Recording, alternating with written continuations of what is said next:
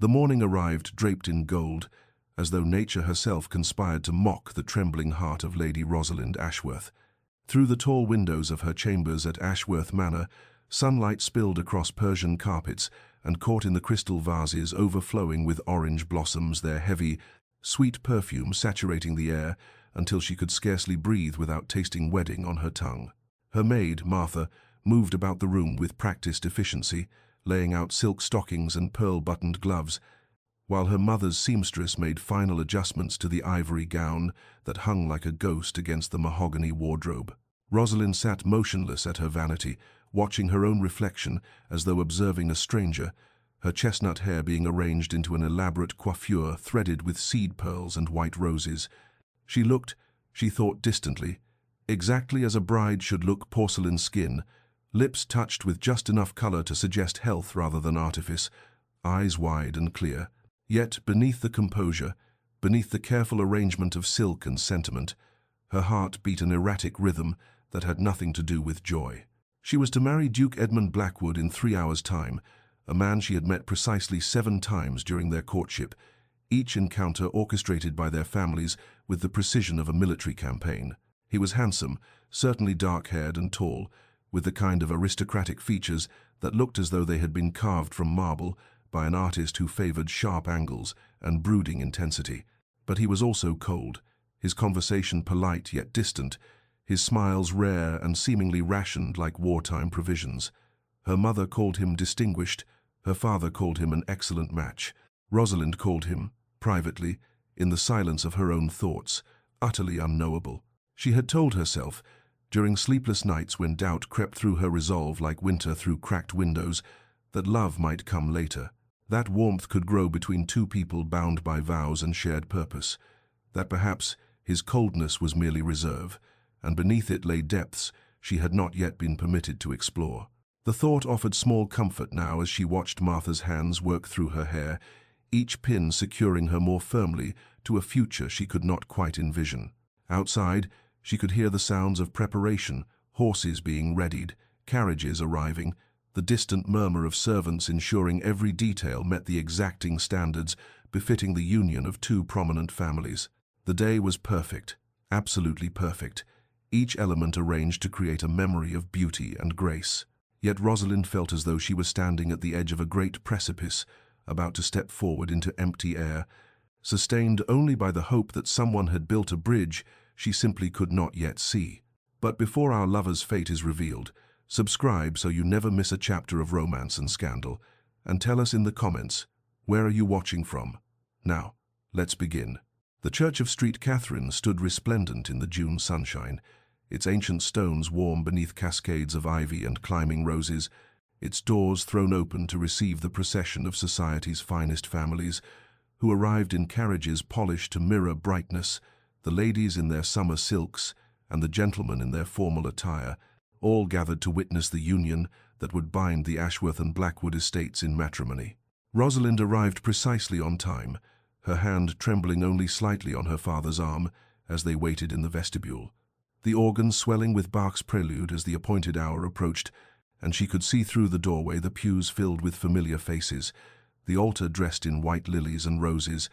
the vicar standing ready with his prayer book open, everything perfect, everything as it should be, except for the one absence that began as a whisper of concern and grew, with each passing minute, into something closer to alarm. Edmund was late. At first, it seemed a trifle, 10 minutes, perhaps a delay with his carriage or some minor crisis of dress, but as 10 minutes became 20, became 30, the whispers in the church shifted from polite murmuring to barely concealed speculation, and Rosalind felt her father's arm tense beneath her hand, felt her mother's anxious glance from where she sat in the front pew, her fan moving rapidly despite the pleasant temperature. Rosalind stood frozen in her ivory gown, the heavy silk suddenly oppressive, the pearl-encrusted bodice feeling like armor that could not possibly protect her from whatever was unfolding, and she maintained her composure through sheer force of will, her face a practiced mask of serenity, even as something cold and terrible began to unfurl in her chest. It was nearly an hour past the appointed time when the doors opened again, not to admit the Duke, but rather his private secretary, Mr. Thornfield, a thin man with apologetic eyes who carried a sealed letter and approached the vicar with the kind of careful dignity one might employ when diffusing an explosive device. The church fell absolutely silent. Rosalind watched as the vicar broke the seal, read the contents, and his face underwent a transformation from confusion to shock to something that looked almost like pity. And when he looked up at the assembled guests, then at Rosalind herself, she knew with absolute certainty that her life was about to shatter into pieces she would never be able to properly reassemble. The vicar's voice, when he spoke, seemed to come from very far away, as though she were hearing it through water. "I regret to inform the assembled guests that His Grace, the Duke of Blackwood, will not be joining us today. He has chosen to honor a prior commitment of marriage to Lady Constance Fairfax, daughter of the Earl of Pemberton." The words landed like physical blows. Chosen another, Lady Constance Fairfax, whose fortune was legendary, whose connections made even the Ashworths look provincial. The church erupted in shocked exclamations and hurried whispers, and Rosalind stood perfectly still at the altar, still holding her father's arm, still wearing her crown of orange blossoms, while 300 pairs of eyes turned to witness her humiliation, their gazes a mixture of pity, scandal-hungry curiosity, and barely concealed satisfaction that the proud Ashworth family had finally been brought low. And through it all, Rosalind did not cry, did not faint, did not give them the spectacle they perhaps expected, but simply stood there, a bride abandoned at the altar, her dreams of gradual love and eventual warmth turning to ash in her mouth as thoroughly as if she had tried to swallow fire. The carriage ride back to Ashworth Manor passed in a blur of summer hedgerows and pitying glances from the coachman, who had been instructed to take the back roads to spare the family further public exposure, and Rosalind sat in silence beside her mother, still wearing the ivory gown that had cost a small fortune and now felt like a burial shroud, the orange blossoms in her hair wilting in the heat until their perfume turned sickly sweet. And when they finally arrived at the manor, she walked through the familiar halls as though moving through a dream, or perhaps a nightmare from which she could not wake, past servants who averted their eyes and whispered in corners, past her father who stood in his study doorway looking older than she had ever seen him, his face grey with the particular shame of a man who cannot protect his daughter from the cruelties of the world, and up the grand staircase to her chambers, where Martha helped her out of the dress, with trembling hands and tears streaming down her cheeks. Though Rosalind herself remained dry-eyed, her grief too vast and terrible to be expressed through anything so simple as weeping. The days that followed blurred together in a haze of withdrawn curtains and untouched trays of food, and her mother came to sit beside her bed each morning, her hand cool against Rosalind's forehead as though checking for fever, her voice gentle with the kind of sympathy that somehow made everything worse, because it confirmed that yes, this terrible thing had happened. Yes, everyone knew. Yes, her life as she had imagined it was truly over, and Rosalind would listen to her mother's attempts at comfort assertions that Edmund Blackwood was clearly a scoundrel unworthy of her, and that better matches would come, that time would heal all wounds, and she would nod and murmur agreement, while inside she conducted a different conversation entirely, one in which she asked herself the questions that had no comfortable answers. What was wrong with her that he had chosen another? What inadequacy had he seen that made her so easily discarded? Was she truly so worthless that she could be abandoned at the altar without even the courtesy of a personal explanation? And though her rational mind knew that his choice likely had nothing to do with her worth and everything to do with Lady Constance's superior fortune and connections, her heart, that treacherous, wounded thing, whispered that she had been weighed and found wanting, that she was somehow fundamentally unlovable, destined to be second choice or no choice at all. Society, naturally, revelled in the scandal, and the invitations that had once arrived daily ceased entirely, not because she was unwelcome precisely, but because no one quite knew how to treat a woman who had been so publicly rejected, and Rosalind found herself grateful for the isolation, retreating to the library in the evenings where she could lose herself in novels and poetry, in worlds where love conquered all and honor meant something more than financial calculation. And as the first week passed, she began to construct a new life for herself, smaller than the one she had envisioned as a duchess, quieter and more contained, a life of books and gardens and perhaps, eventually, a kind of peace that came from accepting that some dreams were simply not meant to be realized. And though her heart still ached with a pain so profound it sometimes made breathing difficult, she told herself that this too would pass, that she would survive this, as women had survived worse, that she would make of her life something meaningful, even if it bore no resemblance to the future she had imagined on that golden morning that now seemed a lifetime ago. 3 weeks had passed since that terrible morning at St. Catherine's Church, 3 weeks during which Rosalind had settled into her new, diminished existence, with the kind of resigned determination that comes when one realizes there is no alternative but to endure, and she had established a routine of sorts. Mornings spent in correspondence with the few friends who had not abandoned her entirely, afternoons in the conservatory tending to her mother's roses, evenings in the library, where she could lose herself in the worlds contained between leather bindings. And it was during one of these evenings, as she sat reading by lamplight in her chambers, that she first noticed the figure in the gardens below. It was past midnight, the house silent, save for the settling of old timbers and the distant hoot of an owl, and she had risen to close her curtains against the night chill when movement in the gardens caught her eye. A dark shape standing motionless beneath the ancient oak tree, whose branches nearly reached her window, and her first response was fear some intruder, perhaps, or a vagrant who had wandered onto the grounds. But as she watched from behind the safety of her curtain, barely breathing, the figure did nothing threatening, merely stood there in the moonlight, utterly still, facing toward the manor, toward her window specifically, in a vigil that seemed to have no purpose she could discern. She should have called for her father, should have alerted the servants that someone had breached the grounds, but something held her silent, some quality in the figure's stillness that spoke not of menace, but of something else entirely, something she could not quite name. And so she watched, her heart beating rapidly against her ribs, as the minutes stretched into an hour and still the figure did not move, did not approach the house or retreat into the darkness, but simply stood there as though waiting for something, or perhaps atoning for something,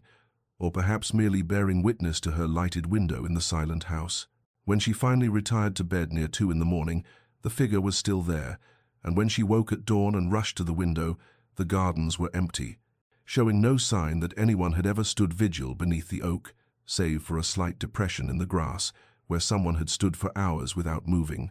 and she told herself she had imagined it, that her grief-addled mind had conjured phantoms to populate her isolation.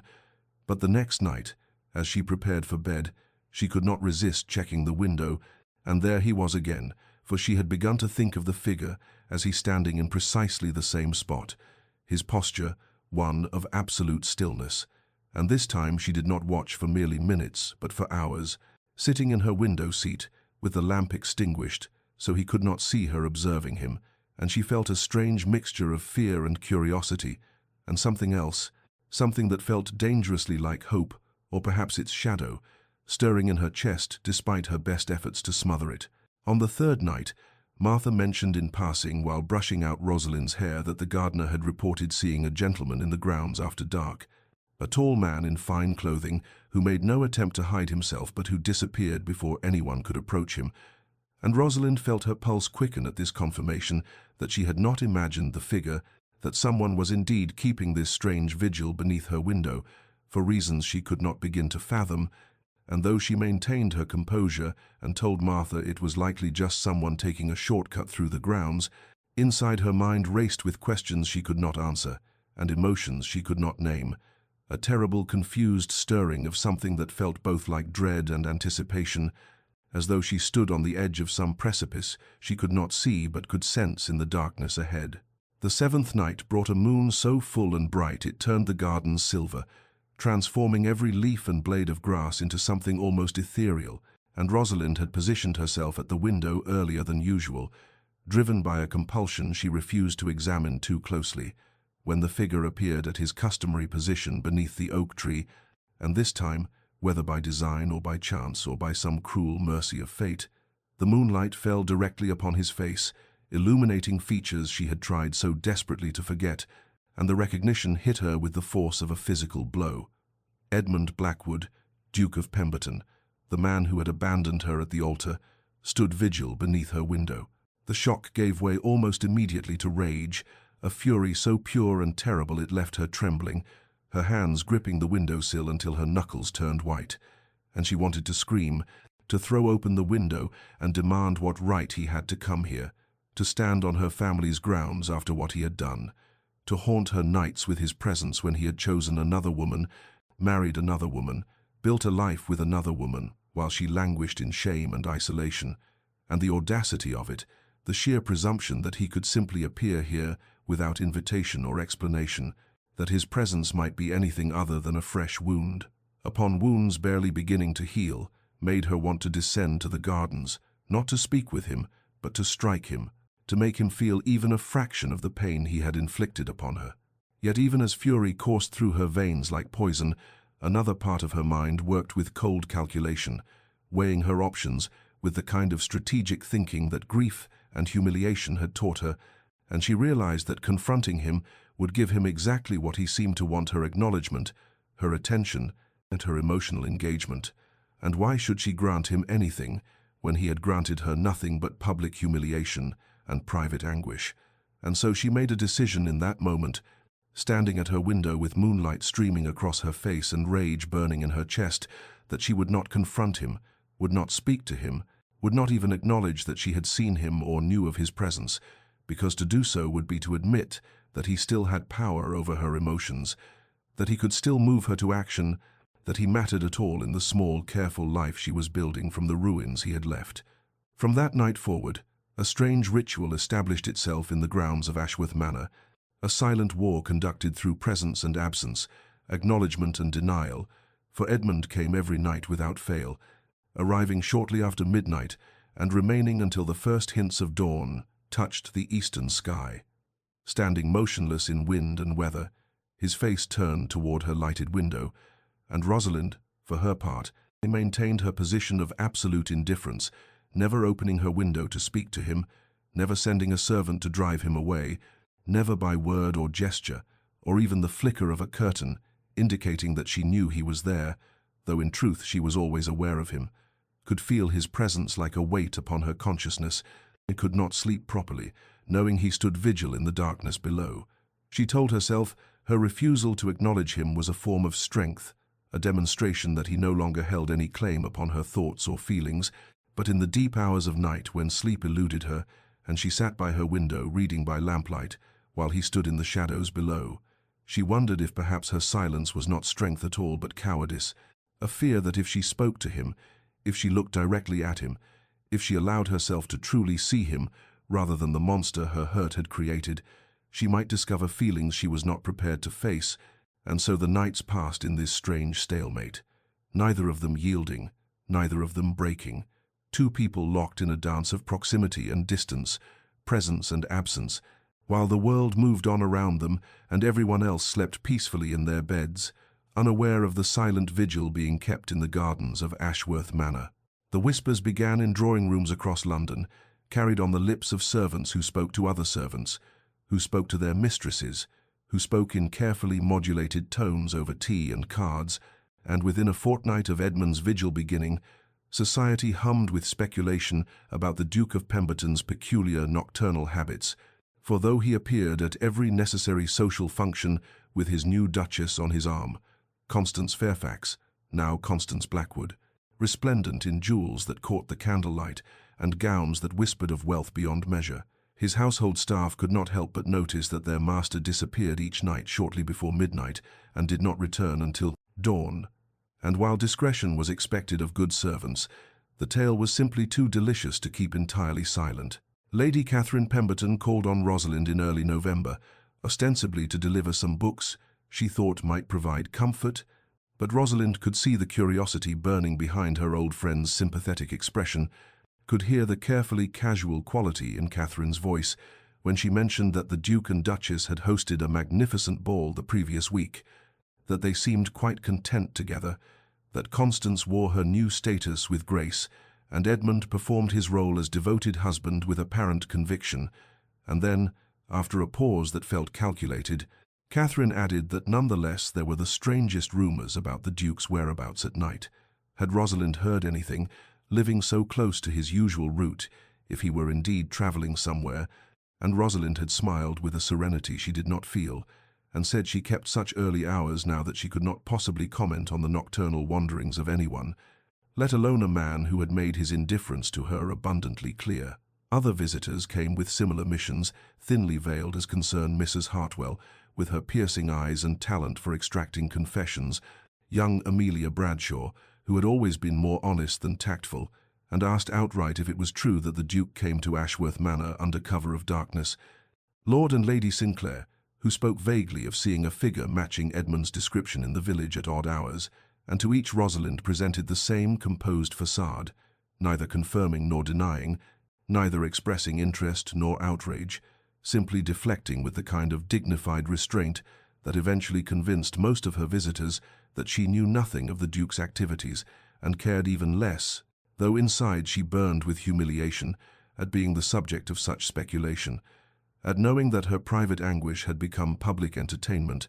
that even her refusal to acknowledge Edmund's vigil could not prevent society from weaving narratives around their strange, silent connection. The most peculiar aspect of the gossip was the portrait it painted of Edmund's double life by day. He was everything a duke should be, attending Parliament, managing his estates, escorting his wife to the opera and the theatre, hosting dinners where he played the gracious host and she the accomplished hostess, and by all accounts they presented a picture of marital harmony that should have put to rest any speculation about the haste of their union. Yet by night he abandoned this performance entirely to stand in the gardens of the woman he had rejected, and Rosalind could not reconcile these two versions of the same man, could not understand how he could smile at Constance over breakfast and then spend the dark hours standing beneath another woman's window, could not fathom what purpose this vigil served or what he hoped to achieve through this strange penance. As October gave way to November and November began its slow march toward December, the pattern remained unbroken. Edmund at social functions with Constance, Edmund in the gardens with his silent vigil, Rosalind maintaining her stubborn refusal to acknowledge him, while society watched and whispered and waited for something, anything, to break. Late autumn arrived with the kind of cold that crept beneath even the heaviest shawls, transforming the once verdant gardens into a landscape of bare branches and frost-touched earth, and on a particularly brutal November night, when rain fell in sheets so thick it obscured everything beyond a few feet, Rosalind stood at her window watching the storm with a mixture of satisfaction and unease, certain that tonight at least Edmund would abandon his vigil, that even his inexplicable determination could not withstand such weather. Yet as midnight approached, she saw the familiar figure materialize through the rain like a ghost, taking his customary position beneath the oak tree, as though the storm were nothing more than a mild inconvenience, and something shifted in her chest, not forgiveness, not yet, perhaps never, but a crack in the armor of her resolve, a hairline fracture in the wall of indifference she had so carefully constructed. She watched him stand there as rain soaked through his greatcoat, watched the way he never sought shelter beneath the broader branches, never turned his collar up against the wind, simply stood with his face tilted toward her lighted window as water streamed down his features, and the stillness of him in the midst of such chaos struck her as either profound devotion or profound madness, possibly both, and she found herself moving closer to the window, her hand reaching for the latch before she caught herself and pulled back, furious at her own weakness, at the traitorous part of her heart that wanted to call down to him, to demand he come inside before he caught his death, to understand what drove a man to stand in a storm for a woman he had abandoned. For 2 hours she watched him endure the deluge, her emotions cycling through rage and confusion, and something dangerously close to concern, and when finally she could bear it no longer, she did something she had not done since the night she recognized him. She stopped closing her curtains completely, leaving them open perhaps 6 inches, a gap so small it might have been accidental, except that she had never been careless with such details before,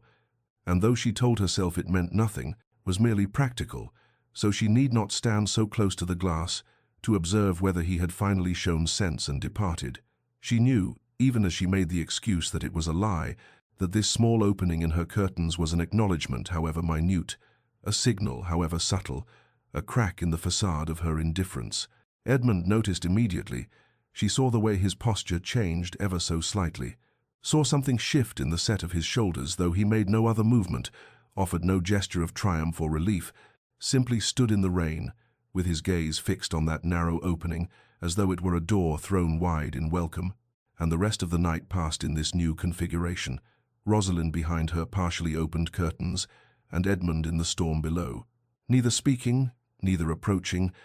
yet both aware that something had fundamentally altered in the silent war between them. When dawn finally came and Edmund departed as he always did, Rosalind remained at her window long after he had vanished into the grey morning, her mind churning with questions she was not ready to ask aloud.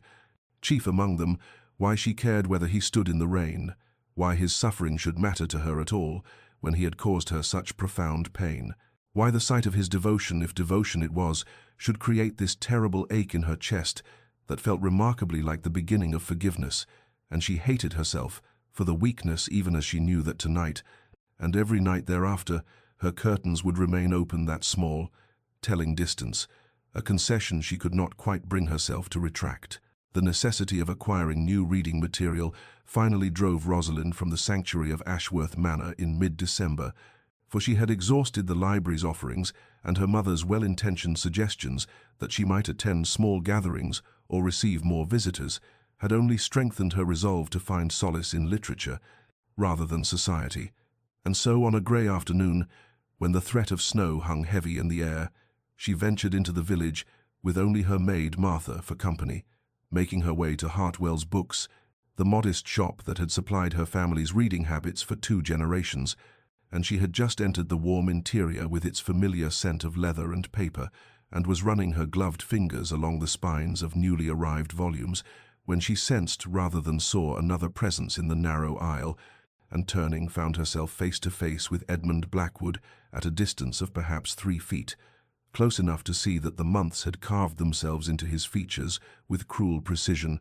for the man before her bore little resemblance to the composed Duke who had left her at the altar. His face was gaunt, shadows pooled beneath eyes that seemed to have forgotten sleep, and there was a quality of barely suppressed anguish in his expression that made her breath catch, even as fury rose hot in her throat. They stood frozen in that narrow space between shelves, the air between them dense with all the words that had never been spoken, and Rosalind's first instinct was to turn and flee, but pride locked her limbs in place, would not allow her to grant him even that small victory of driving her from a public space, and so she lifted her chin and met his gaze with all the ice she could summon, waiting for him to speak or move or do something to break this terrible suspended moment. And when he finally did speak, his voice was rough, unpracticed, as though words had become foreign to him in the long, silent hours of his vigil. "Lady Rosalind," he said, and the formal address felt like another small wound, a reminder of the intimacy they might have shared, the Christian names they might have used had he not chosen differently, and she inclined her head in the barest acknowledgement, her own voice when it came sounding brittle and strange to her own ears, "Your Grace." The title sat between them like a wall, a reminder of all the distance rank and choice had created, and she saw something flinch in his expression, saw his hand move as though to reach for her before falling back to his side, and the silence stretched again until he said with quiet intensity, "I deserve your hatred, but not your indifference." And the words struck her with unexpected force because they named precisely the thing she had been trying so hard to maintain, the careful neutrality that was her only defense against the chaos of her actual feelings, and she wanted to rage at him, to demand what right he had to object to her indifference, when indifference was surely the least of what he deserved. But instead, she simply gathered her skirts and moved past him in the narrow aisle, their shoulders nearly brushing in the confined space, and she walked to the counter with measured steps that concealed the trembling in her legs, purchased the first 3 books the proprietor recommended without truly hearing his descriptions, and departed into the cold afternoon without looking back, though she could feel Edmund's gaze following her like a physical weight, and even as she climbed into her carriage and directed the driver home, his words echoed in her mind with maddening persistence. "I deserve your hatred, but not your indifference," as though he had some claim on her emotions, as though even her contempt was something he had a right to demand, and she pressed her gloved hands against her eyes and wondered furiously why his haggard appearance should affect her at all, why the evidence of his suffering should create this unwanted ache in her chest when she should be rejoicing in his pain. and the realization that she was not rejoicing, that she was in fact profoundly disturbed by the glimpse of his anguish,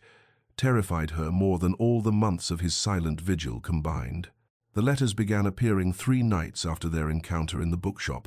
small folded squares of cream-colored paper, weighted down with smooth river stones on the iron bench beneath the oak tree, and Rosalind discovered the first one when she descended to the garden on a restless morning. Drawn by some impulse she refused to examine too closely, and she stared at the letter for a long moment before leaving it untouched and returning to the house with her heart beating an irregular rhythm against her ribs, telling herself she had no interest in whatever excuses or justifications Edmund might offer, that his words, whether written or spoken, meant nothing after what he had done. Yet that evening she found her gaze drawn repeatedly to her window, to the bench below where the white paper gleamed faintly in the moonlight, and when she finally retrieved it 4 days later, during another early morning walk, she told herself it was merely to clear the garden of debris, nothing more, though her hands trembled as she broke the seal and unfolded the single sheet. The letter contained no salutation, no signature, only a few lines written in Edmund's precise hand. "I cannot ask forgiveness. I can only bear witness to your existence. That you breathe, that you wake, that you move through the world, this is enough. This has to be enough." She read the words 3 times, searching for hidden meaning or manipulation, finding only a strange, stark honesty that unsettled her more than any plea or excuse might have done. And she burned the letter in her fireplace that same morning, watching the paper curl and blacken, yet the words had already inscribed themselves in her memory with uncomfortable permanence. And when another letter appeared, 2 nights later, she retrieved it more quickly, and then another 3 days after that,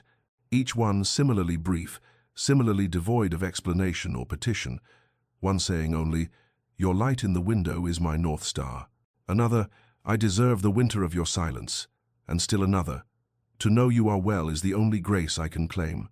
And the more letters she read, the more confused she became, because this was not what she had expected. Not apology or excuse-making or attempts to win her sympathy, but rather a kind of witness, as though Edmund were simply documenting his own unworthiness while affirming her existence,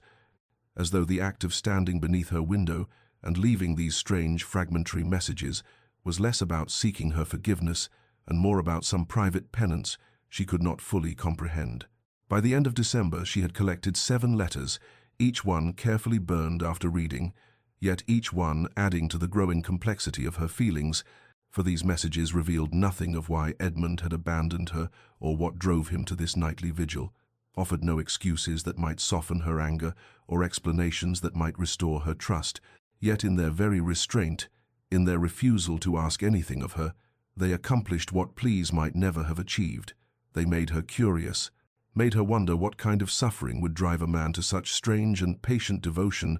made her question whether the Edmund who left these careful acknowledgments of his own unworthiness was the same man who had chosen wealth and convenience over their arranged marriage, and she hated that her certainty was eroding, hated that these brief cryptic messages were creating cracks in the wall of her righteous fury, hated most of all that she had begun waiting for the letters, checking the bench each morning with something uncomfortably close to anticipation, and the realization that Edmund had found a way past her defenses, not through grand gestures or passionate declarations, but through this quiet, persistent witness to her existence, filled her with equal parts rage and reluctant fascination, emotions she was increasingly unable to separate or control. December descended upon the countryside with a cruelty that seemed almost personal, bringing winds sharp enough to cut through wool and stone alike, and temperatures that turned morning frost into crystalline armor, coating every surface. Yet Edmund's vigil continued without pause or shelter, and Rosalind found herself watching not with satisfaction, but with growing alarm. As night after night he materialized beneath the oak tree, despite conditions that drove even hardy laborers indoors, standing in his dark greatcoat with snow gathering on his shoulders like some penitent saint from a medieval painting. And she told herself her concern was merely human decency, that she would worry for any creature exposed to such elements. Yet the tightness in her chest when she saw him shivering in the moonlight felt far more specific than general compassion, and the society pages that arrived with her mother's morning tea only deepened her confusion, for they painted vivid pictures of the Duke and Duchess of Blackwood presiding over elaborate winter entertainments at their London residence, Constance radiant in sapphire silk, Edmund the perfect attentive husband, their household apparently the very model of aristocratic harmony. And Rosalind would read these accounts in the morning, and then watch Edmund standing alone in the freezing dark each night, and wonder how one man could occupy two such different realities, and how he could smile and dance and play the devoted spouse by day, yet spend his nights in this strange, lonely penance. And the disconnect between his public performance and private suffering created questions she could not answer, complications she did not want to acknowledge. The night of the winter solstice brought temperatures so severe that even the house's great fireplaces could not entirely banish the cold from the rooms, and Rosalind woke past midnight to see Edmund already in position beneath the oak, his breath visible in great clouds of white vapour, his stillness absolute, despite the way his shoulders hunched against the bitter wind, and something in her broke watching him there, some final barrier between anger and compassion, crumbling like ice struck with a hammer, and before she could reconsider, she was pulling on her heaviest dressing gown and making her way downstairs, not to confront him but to gather the thick woolen blanket from the library, the one her father had favoured during his final winter, and she slipped out through the morning-room door and crossed the frost-hard ground to the bench where Edmund always stood, her heart hammering with the audacity of this small kindness, and she draped the blanket across the bench's wooden surface and retreated quickly to the house without looking toward the oak tree, without acknowledging his presence in any direct way, maintaining the fiction that she simply happened to be airing bedding in the middle of a frozen night. When she reached her window and finally allowed herself to look down, she saw Edmund standing motionless as always, but his gaze was fixed on the bench, on the dark wool of the blanket, and even from this distance she could see something shift in his posture, some infinitesimal relaxation of the rigid control he maintained, and after a long moment he moved to the bench and gathered the blanket around his shoulders, and the sight of him wrapped in her father's old covering created such a complex tangle of emotions in Rosalind's chest that she had to press her hand against the window pane to steady herself, and she understood with sudden clarity that this was a conversation, that the blanket was a word spoken into the silence between them, neither forgiveness nor absolution, but a recognition that his suffering was real and witnessed. And when he looked up toward her window, she did not hide, but let him see her there, let him know that this small mercy was deliberate and conscious, and the way his hand rose to his heart in wordless acknowledgement made her turn away, trembling, wondering what she had begun, what door she had opened with this one simple gesture of human kindness toward the man who had destroyed her future. And as she climbed back into bed, she could still see him in her mind's eye, wrapped in wool that smelled of pipe smoke and old books and her father's gentle presence, standing vigil in the killing cold. And she did not know whether she was offering comfort or cruelty, mercy or prolonged torture, knew only that she could no longer maintain the fiction of indifference, that Edmund Blackwood's pain had become somehow entangled with her own,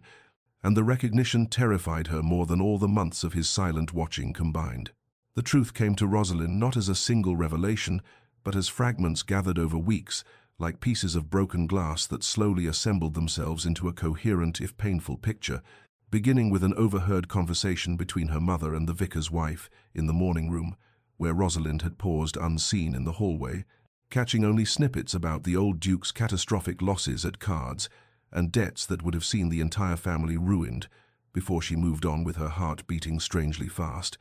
And then came the casual mention from her former friend Eleanor during an uncomfortable afternoon call that,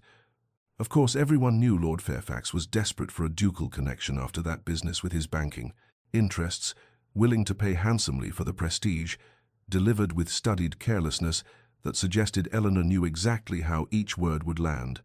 and gradually, through careful questions posed to servants who still held loyalty to her, through society pages read with new attention to what they did not say rather than what they proclaimed, through the concerned observations of her mother, who had her own network of information, Rosalind pieced together the shape of Edmund's impossible situation,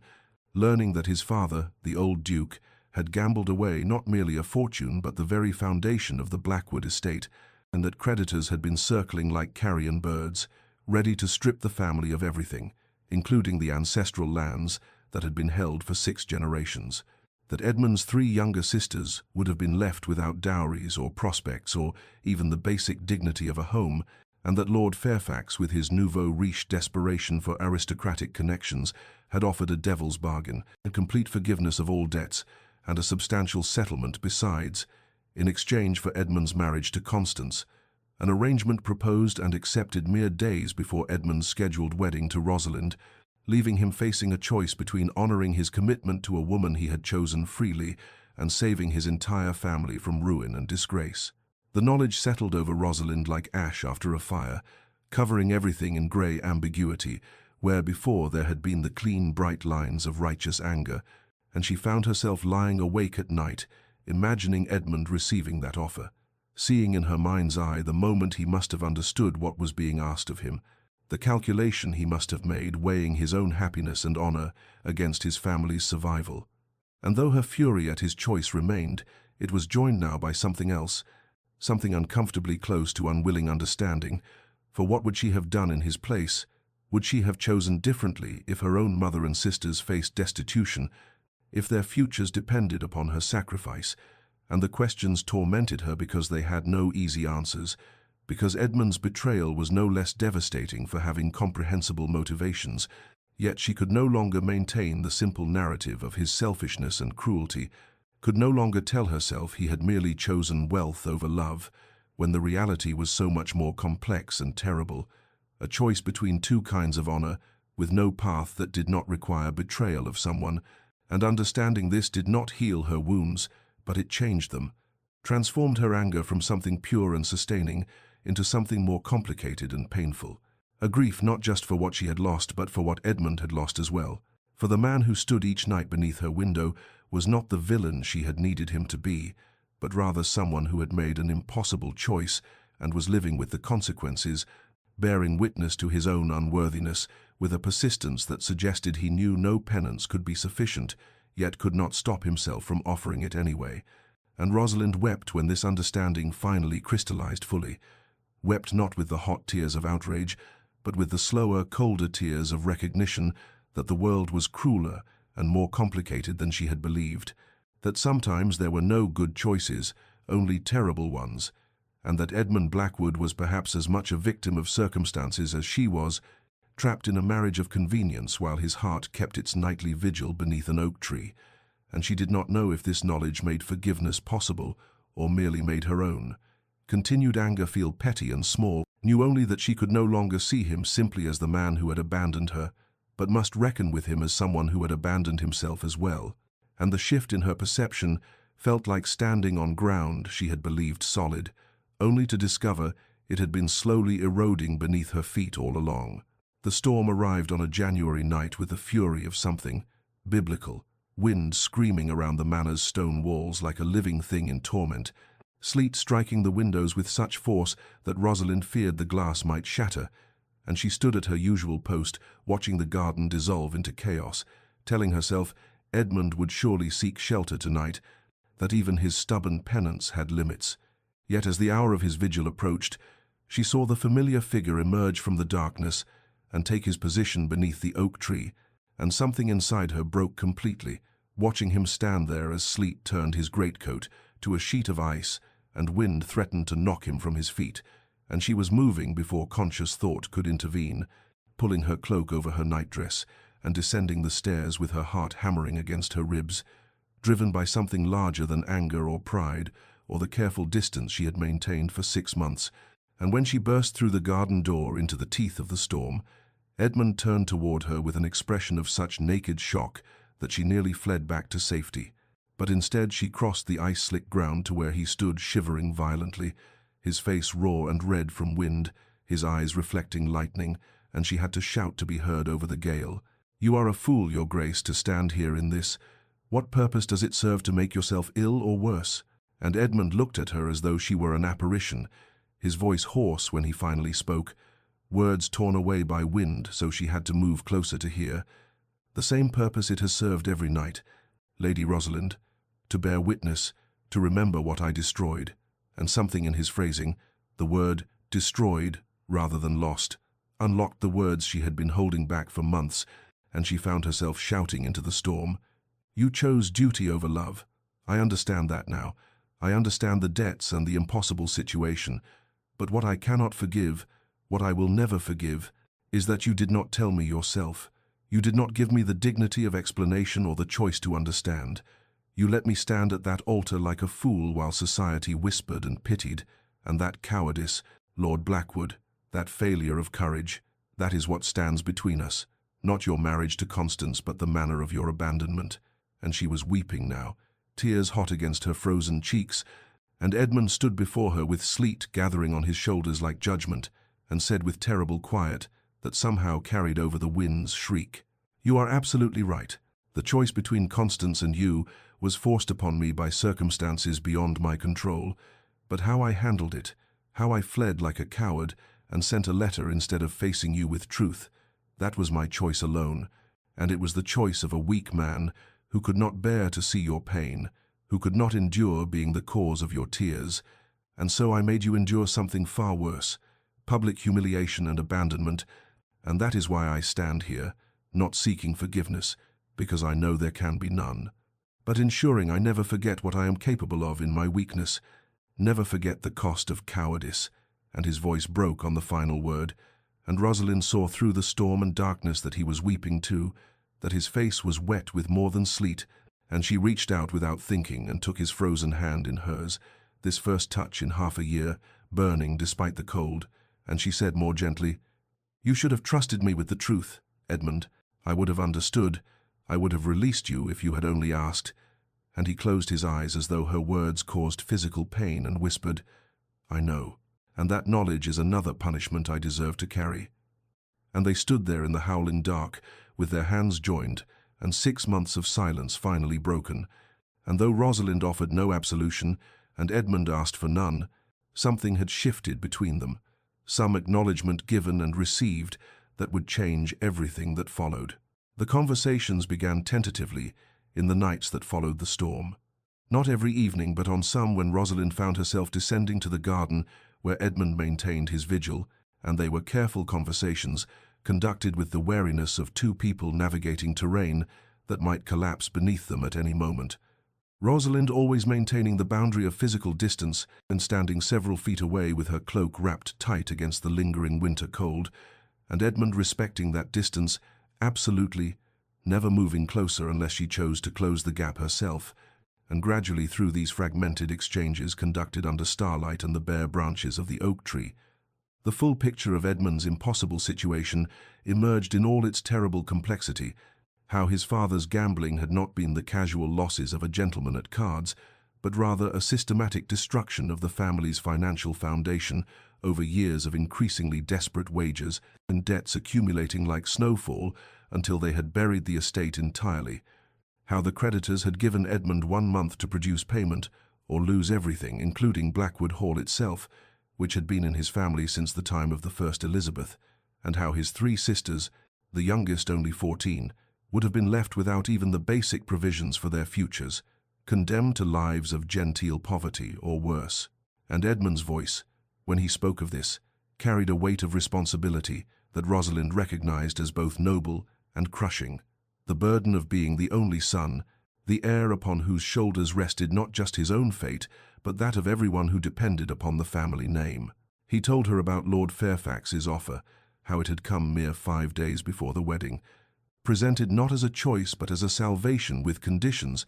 complete erasure of all debts, and a settlement of £30,000 in exchange for Edmund's marriage to Constance, and how Edmund had spent those 5 days in a kind of waking nightmare trying to find another solution,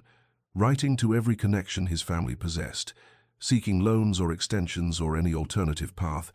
only to be refused at every turn, because word of the old Duke's debts had spread, and no one wished to throw good money after bad, and finally on the 4th night he had made his choice, or rather accepted that no real choice existed, that duty to family must supersede personal happiness. He must take precedence over the quiet hope he had been nurturing that his marriage to Rosalind might become something real and warm and chosen. Constance understood from the beginning, Edmund said one night, when frost glittered on the ground between them like scattered diamonds. Her father arranged it as he arranged everything in her life, and she accepted it with the resignation of someone who had never expected to marry for love. But you, Rosalind, you were different. You were the one thing I had chosen for myself, the one decision I had made from the heart rather than duty. And destroying us, was the price of preserving everything else, and I paid it because I am my father's son, and his mistakes became my responsibility. But I will not pretend the cost was anything less than everything that mattered. Rosalind listened to these revelations standing very still, her breath forming clouds in the cold air, and she understood that Edmund was not asking for forgiveness with these words, but rather offering her the truth he should have given her months ago. The explanation that might have spared her the worst of the humiliation, even if it could not have changed the outcome, and she found herself asking questions, not with anger now, but with a genuine desire to understand the shape of the trap he had been caught in. And through this understanding something shifted in her heart. Not forgiveness exactly, because forgiveness felt too large and absolute for what she could offer, but rather a recognition that Edmund's vigil was indeed what he had named it, both penance for his cowardice in the manner of abandonment and a kind of prayer, a nightly assertion that though circumstances had forced him into one life, his heart remained constant to another, and that constancy, that stubborn refusal to accept the erasure of what they might have been, was perhaps the only honor he had left to offer her, and she accepted it not with words but with her continued presence in the garden, these conversations that acknowledged the reality of their loss, while also creating something new and fragile in the space between them. Spring arrived with the kind of cruel beauty that made every living thing seem to mock Rosalind's internal confusion. Crocuses pushing through the last of the snow in defiant purple clusters, and the air carrying warmth that felt like a promise after the long winter of her discontent, and she found herself looking forward to the evenings in the garden with an anticipation that frightened her, because it meant Edmund Blackwood had become not just a presence she tolerated, but one she needed. These careful conversations had carved out a space in her life that felt essential rather than intrusive, and she was beginning to understand with dawning horror that somewhere in the accumulated nights of honesty and witnessed pain, she had done the unthinkable and fallen in love with him, not the Edmund who had abandoned her at the altar, but this haunted man who stood vigil in all weather and spoke of his failures with unflinching clarity. And she was considering what this meant, what possibilities might exist if circumstances were different, when Edmund arrived one April evening with an expression that made her heart clench with premature grief. "I must speak with you about a matter of some importance," he said without preamble, his voice carrying a formality that had been absent from their recent exchanges, and Rosalind felt the ground shift beneath her feet as she waited for whatever blow was coming. "Constance is with child," Edmund continued, the words falling like stones into still water. "The announcement will be made public within the week, and I wanted you to hear it from me directly, rather than through society gossip or the papers." Rosalind stood very still, processing this information and all its implications, the absolute nature of Edmund's duty now that a child was involved, an innocent life that would bind him irrevocably to Constance and to the choice he had made 8 months ago, and she realized with shock that she had been harboring some small, unacknowledged hope that circumstances might somehow change, that the impossible might become possible, but a child ended all such speculation with the finality of a door closing on a room she would never enter. "I see," she managed, her voice steadier than she felt. "Then I offer my congratulations to you and the Duchess." Edmund flinched at the title, at the formality she had deliberately employed, and continued with visible effort. "This means I must cease these visits, Rosalind. It is no longer appropriate for a married man to maintain such a vigil, especially one who will soon be a father. My duty must be absolute now, to Constance and to the child who had no choice in the circumstances of their creation, and I cannot in good conscience continue to divide my attention and my heart when there is an innocent life that will depend upon my presence and my care." He was right, of course. Rosalind knew he was right even as something inside her screamed against the logic of it, and she found herself saying with a calmness that felt like ice forming over deep water, "You are correct, Your Grace. A child changes everything. You must attend to your responsibilities without distraction." And even as she spoke, the words she was realizing with terrible clarity, that she would miss this, miss him, miss these strange broken conversations that had somehow become the center around which her life revolved. And more terrifying still was the recognition that she had forgiven him, that somewhere in the accumulation of honest words and witnessed suffering, she had let go of the anger that had sustained her through the worst of her humiliation. And now, when forgiveness had finally arrived, it was too late, because he was leaving. And this time, it was right that he should go. And she stood there in the spring garden, with new flowers blooming all around them, and felt the second loss of Edmund Blackwood, this one more painful than the first, because now she knew exactly what she was losing, and understood that she loved him, despite everything, perhaps because of everything, and that knowledge would have to be enough to sustain her through whatever came next. The gardens beneath Rosalind's window remained empty night after night, and she found herself standing at the glass long past the hour when Edmund would have arrived, watching the space where he had stood for so many months, as though her vigil might somehow summon him back into existence. But the oak tree cast its shadows on barren ground, and the bench where she had once left a blanket sat unused, and the absence was so complete it felt like a physical wound, something she could press her hand against and feel the edges of sharp and distinct. The first week of his absence, she told herself, it was relief, she felt, that the ending of their strange nocturnal meetings was exactly what propriety demanded and what her peace of mind required, but by the second week she could no longer maintain the fiction and had to acknowledge that she missed him with an intensity that frightened her, missed the sound of his voice in the darkness, and the careful way he maintained the distance she required, and even the pain of their conversations, because that pain had been shared and witnessed, and therefore somehow more bearable than this solitary ache. She went through her days in a kind of fog, attending to her correspondence and her household duties, and the small routines that had sustained her through the first abandonment.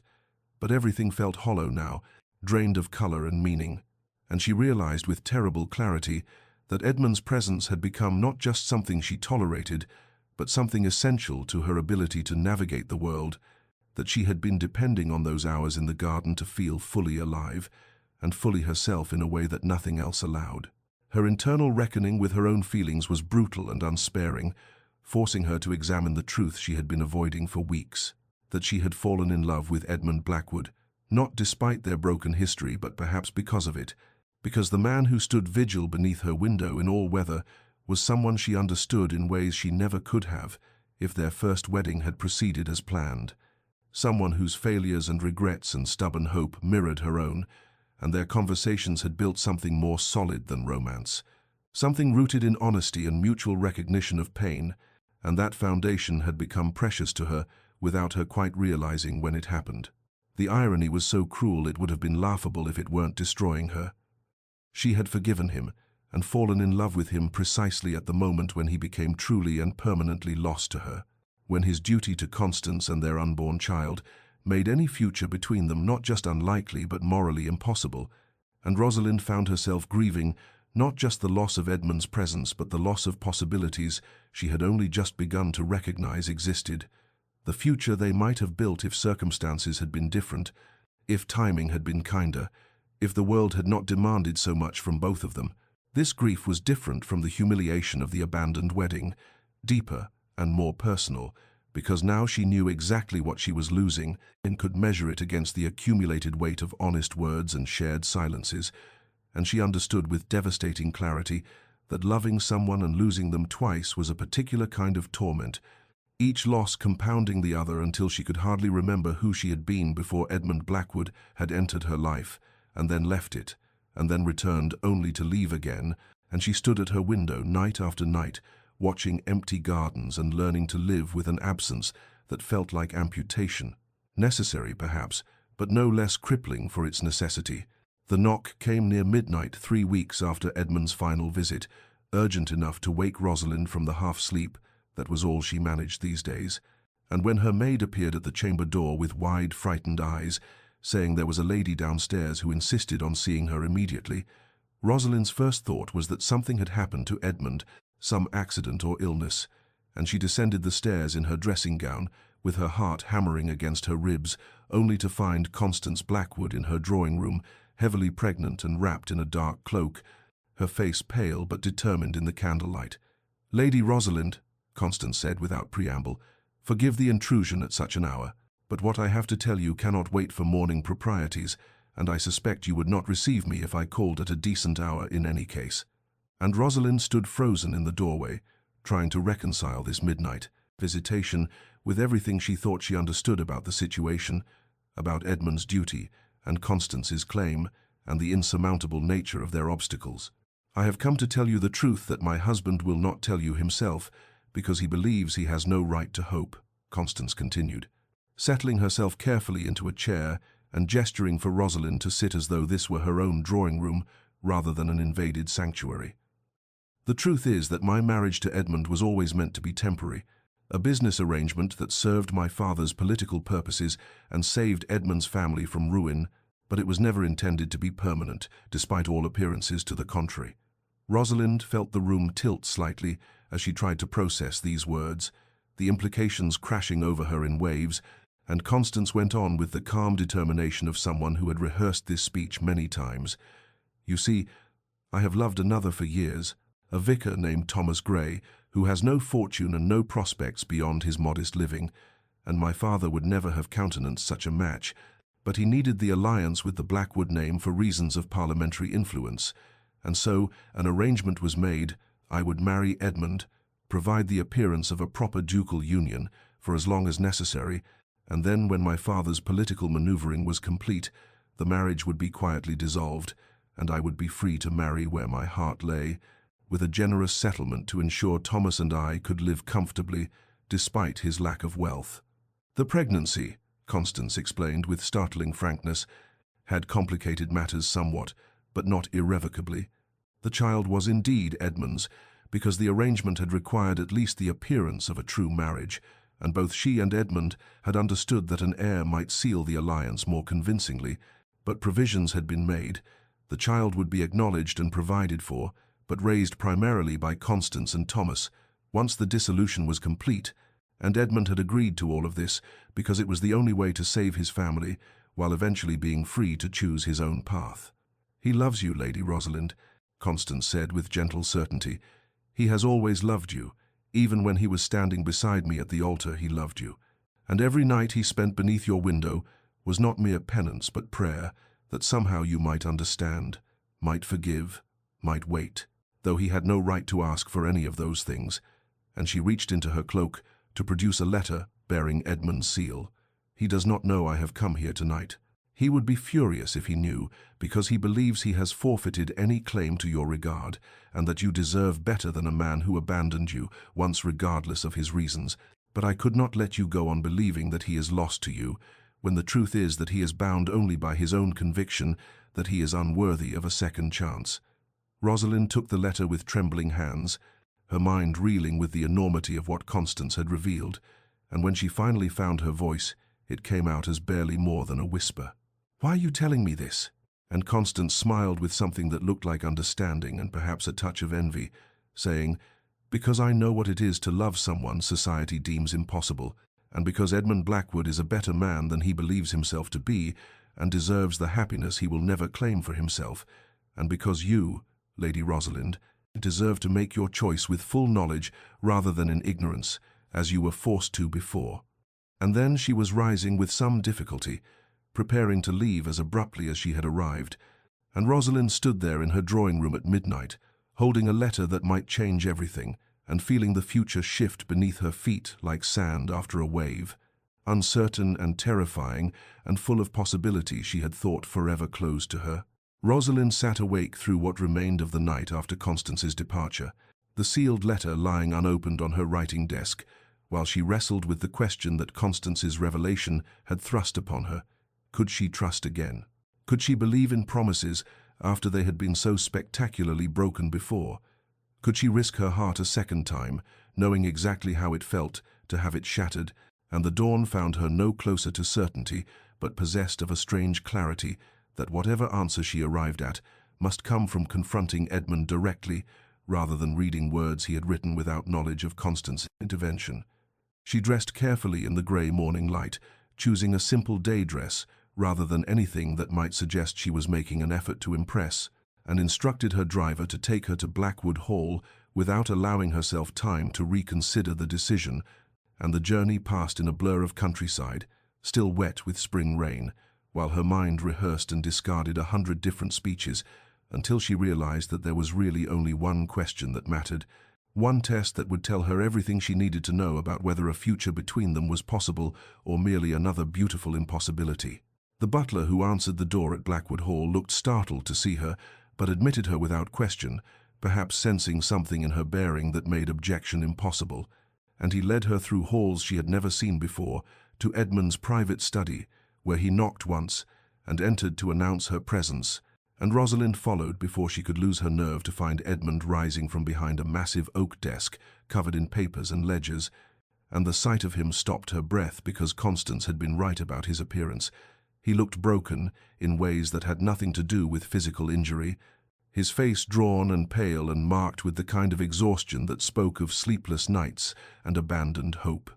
"Rosalind," he said, and just her name in his voice contained such a mixture of longing and despair that she almost turned and fled, but she had not come this far to retreat now, and so she remained in the doorway while the butler withdrew and closed the door behind him, leaving them alone together for the first time since that night in the garden when he had told her he would not return. "I have one question to ask you," she said, keeping her voice steady through force of will, "and I require an honest answer regardless of what you think I wish to hear or what propriety might demand." And Edmund nodded slowly, his hands gripping the edge of his desk as though he needed its solidity to remain upright, and she drew a breath and asked the question that would determine everything.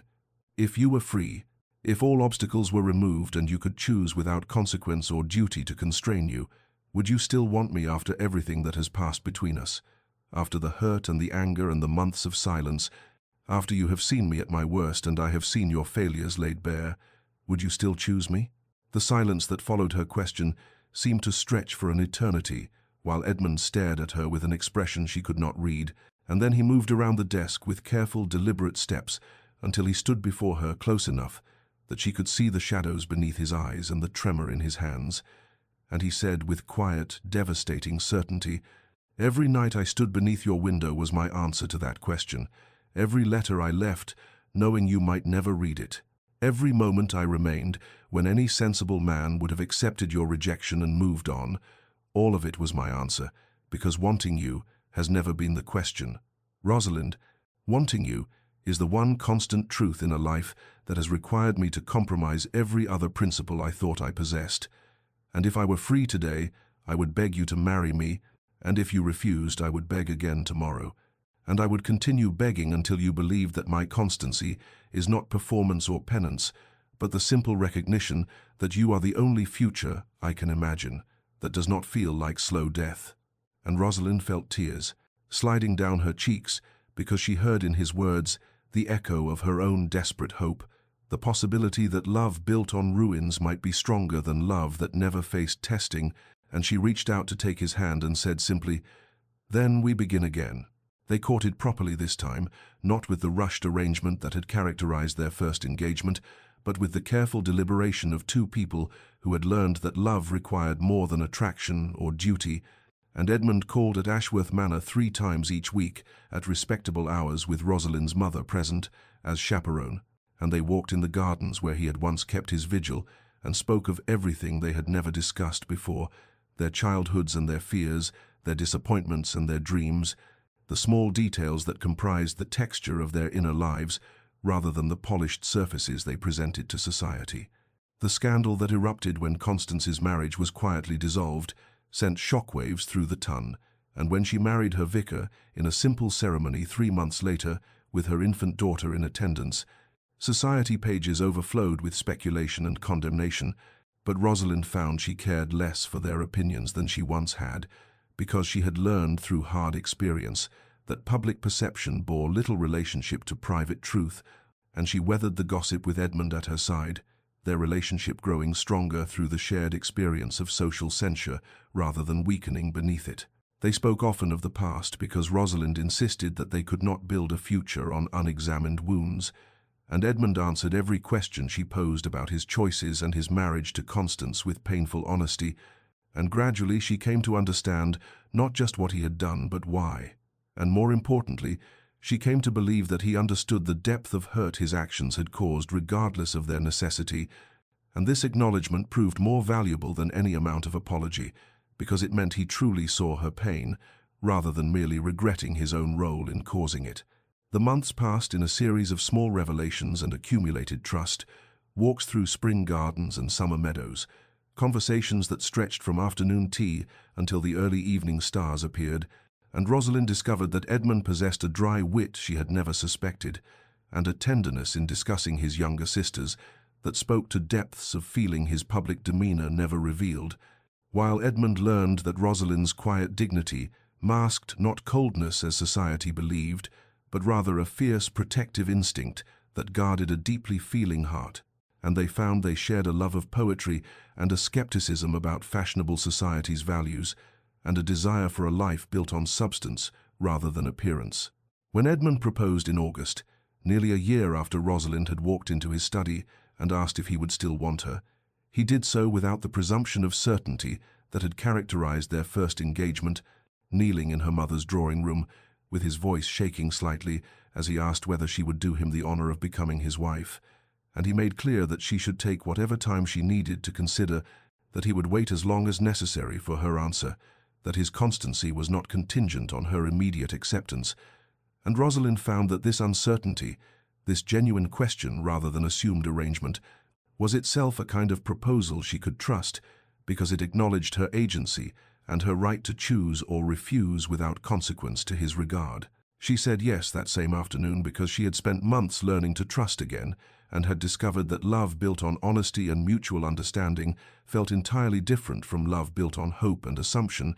And when Edmund slipped his grandmother's ring onto her finger, not the ostentatious diamond he had offered before, but a simple band of gold set with small sapphires, she felt the rightness of the moment settle into her bones like recognition, like coming home after a long journey through foreign lands, and she knew that whatever challenges lay ahead, they would face them together with eyes open and hearts willing to weather storms, because they had already survived the worst and emerged not broken but tempered, not bitter but wise, not hardened but capable of deeper feeling for having known what it meant to lose and find each other again. The wedding took place on a cool October morning in the small chapel at Ashworth Manor, the same chapel where Rosalind had been baptized as an infant and where her father's funeral had been held, and the choice of venue was deliberate because she wanted this marriage to begin in a place that held her history, rather than in the grand cathedral, where society could perform its judgments, and the guest list numbered barely 20 souls,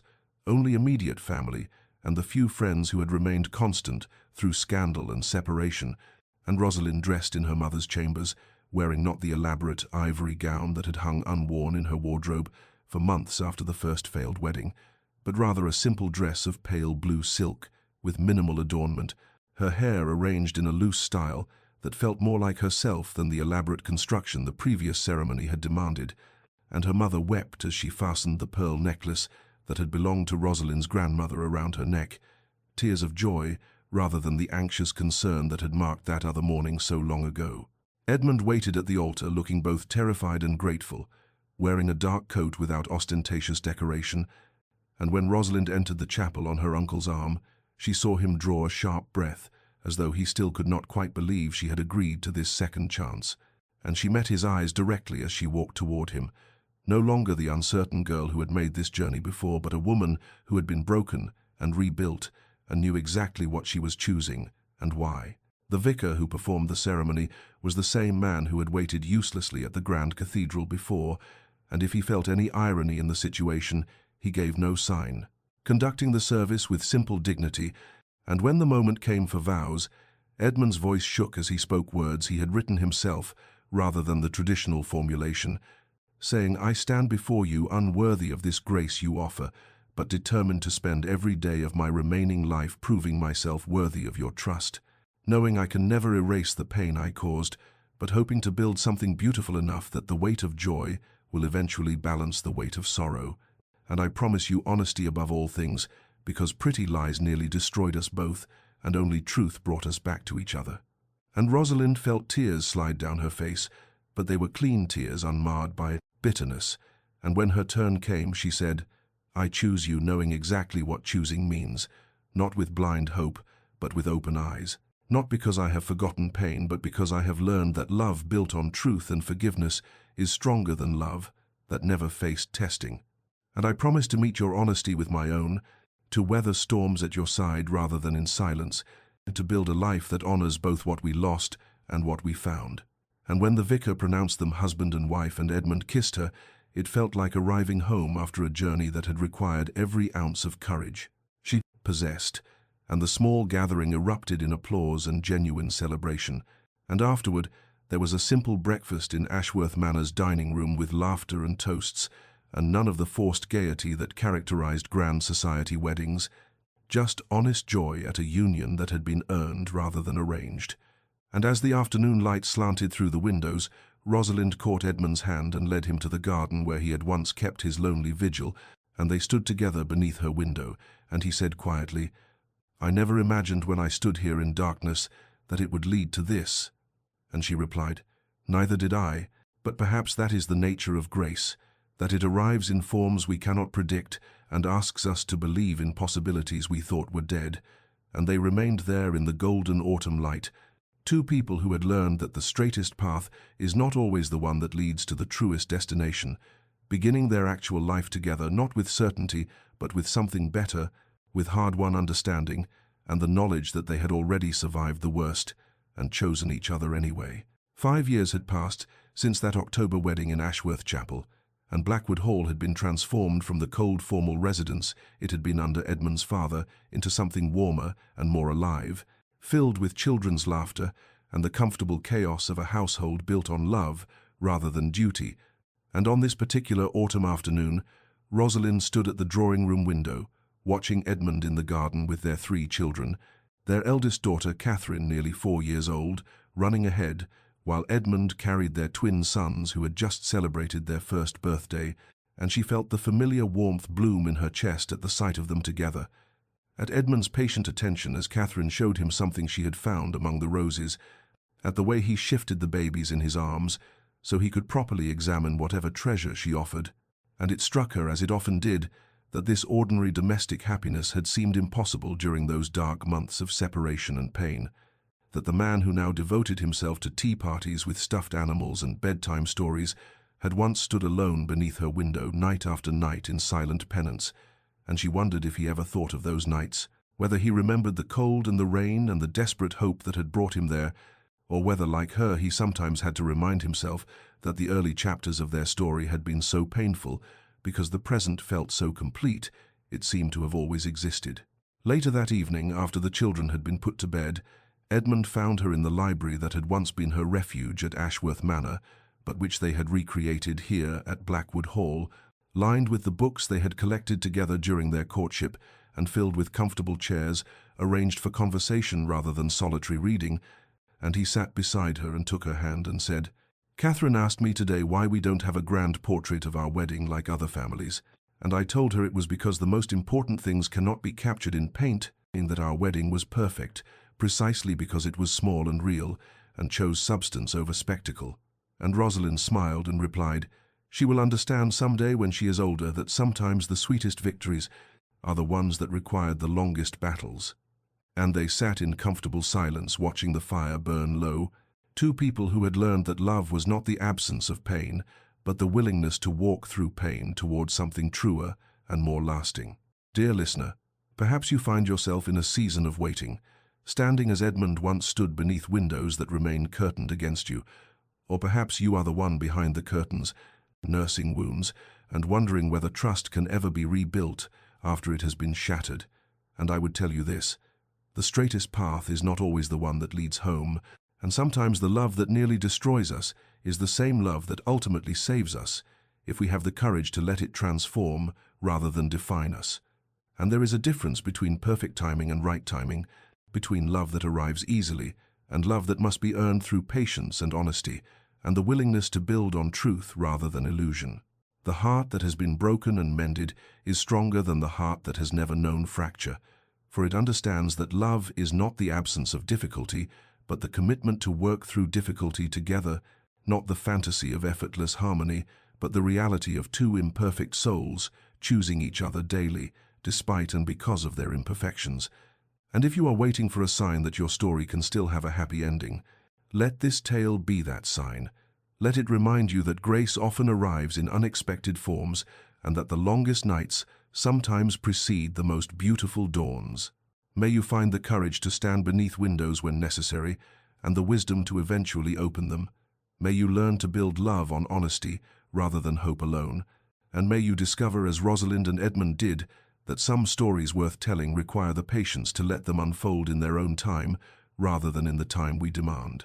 Until we meet again, may peace find you in unexpected gardens. May you rest well knowing that broken things can be mended into something more beautiful than they were before. And may you remember always that the heart's capacity for healing is matched only by its capacity for hope. This has been a story from Greatest Love Stories, where we believe that the best romances are not the ones that come easily, but the ones that teach us who we are capable of becoming.